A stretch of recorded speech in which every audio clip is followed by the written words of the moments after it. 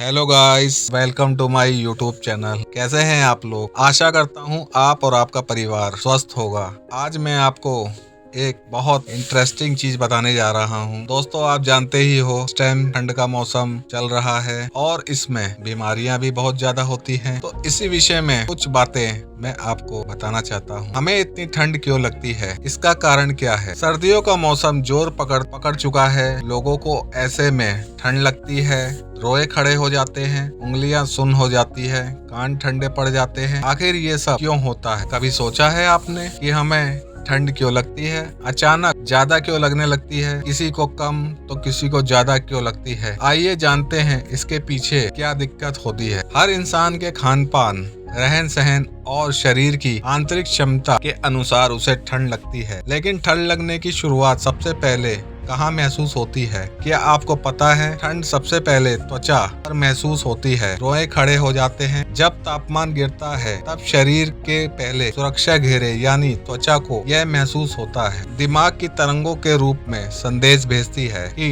ठंड लग रही है। यह साधारण सी फीलिंग अलग अलग इंसान के शरीर में अलग अलग स्तर और तीव्रता पर होती है। त्वचा को लगी तो पूरे शरीर कैसे संभलने लगता है? इसके पीछे कहानी ये है कि त्वचा से निकलने वाली तरंगे दिमाग के हाइपोथैलेमस में पहुंचती है। हाइपोथैलेमस ही शरीर के आंतरिक तापमान और पर्यावरण का संतुलन बनाता है। संतुलन बनाने की प्रक्रिया में रोए खड़े हो जाते हैं क्योंकि उनके नीचे की मांसपेशियां सिकुड़ने लगती है। शरीर पर मौजूद बाल की परत आपको सर्दी से बचाने में मदद करती है। शरीर के तापमान में गिरावट महसूस हो रही है। यह महत्वपूर्ण सूचना है क्योंकि हमारा शरीर तापमान के गिरने को बर्दाश्त नहीं कर सकता। अगर ज्यादा तापमान नीचे गिरा तो कई अंग काम करना बंद कर देते हैं। मल्टी ऑर्गन फेलर होने की वजह से इंसान की मौत हो सकती है। यानी ठंड जिसे हाइपोथर्मिया कहते हैं उससे लोगों की मौत हो जाती है। इसलिए भले ही आपकी त्वचा पर सर्दी महसूस हो रही हो, लेकिन दिमाग शरीर के अंदर के तापमान को गिरने से रोकता है। दिमाग पूरे शरीर को चेतावनी देता है कि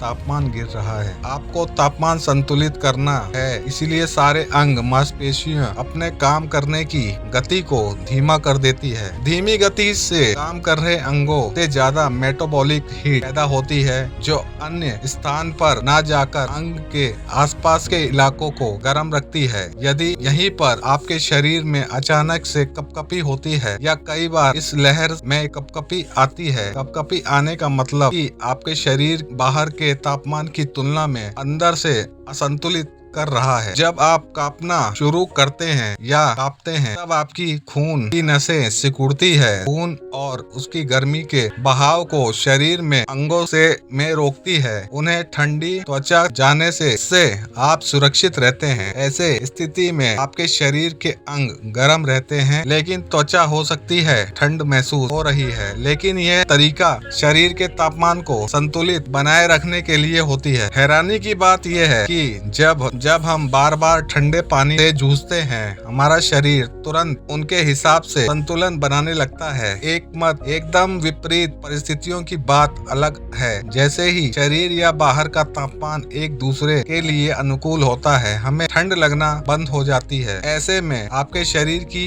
वह गतिविधि बंद हो जाती है जिससे शरीर के अंदरूनी हिस्से का तापमान संतुलित हो रहा हो। जो ये कहते हैं कि लिंग, उम्र और जीन्स पर भी यह निर्भर करता है कि इंसान की कितनी सर्दी लगेगी, क्योंकि जिस प्रकार लोगों के जूते का साइज एक दूसरे से अलग होता है, उसी तरह उनमें मौजूद तापमापी सेंसरों की संख्या भी अलग हो सकती है। साथ ही आप उनकी ठंड महसूस करने की क्षमता भी अलग अलग होती है। एक यह दाव भी है कि बुजुर्ग लोग तब तक नहीं कांपते जब तापमान काफी ज्यादा नीचे ना आ जाए, जबकि युवा थोड़ी सी ही तापमान गिरने पर कांपने लगते हैं। ऐसा इसलिए होता है कि युवाओं की तुलना में बुजुर्ग द्वारा सर्दी महसूस करने की क्षमता उनके साथ उम्र के साथ कम होती जाती है। तो दोस्तों, आशा करता हूँ ये वीडियो आपको पसंद आएगी। काफी ठंड पड़ रही है, इसीलिए आप भी बचे रहें और अपने परिवार को भी बचा के रखें। धन्यवाद।